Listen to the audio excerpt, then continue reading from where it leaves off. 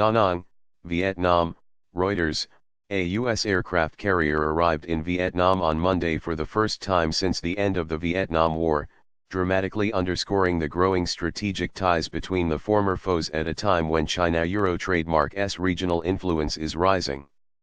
The grey and imposing silhouette of the USS Carl Vinson could be seen on Monday morning from the cliff tops just outside the central Vietnamese city of Da Nang, where the 103,000-ton carrier and 2 other U.S. ships begin a 5-day visit. A Euro-Earth visit marks an enormously significant milestone in our bilateral relations and demonstrates U.S. support for a strong, prosperous, and independent Vietnam. A Euro Daniel Kritenbrink, the U.S. ambassador to Vietnam, said in a statement.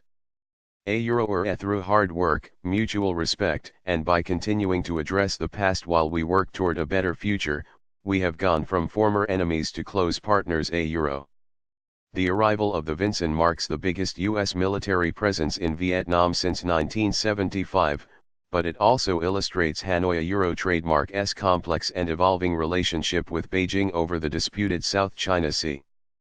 Vietnamese envoys had been working for months to ease the concerns of their giant Chinese neighbor over the visit and the prospect of broader security cooperation between Hanoi and Washington, according to diplomats and others familiar with the talks. U.S. carriers frequently ply the South China Sea in a rising pattern of naval deployments, and are now routinely shadowed by Chinese naval vessels, naval officers in the region say. China-Euro trademark's rapid construction and build-up of the land it holds in the disputed Spratly Islands group has alarmed Vietnam and other regional governments as it seeks to enforce its claims to much of the disputed waterway, through which some $3 trillion in trade passes each year. While some Chinese commentators have used the Vinson-Euro trademark's presence to demand an even greater Chinese military build-up in the South China Sea, official reaction from Beijing has been relatively muted since the stop was announced in January. That announcement came during a 2-day visit to Hanoi by U.S. Defense Secretary James Mattis and followed months of backroom military diplomacy between Hanoi and the Pentagon. Although no U.S. aircraft carrier has been to Vietnam since the end of the war, other, smaller U.S. warships have made high-level visits as ties improved in recent years.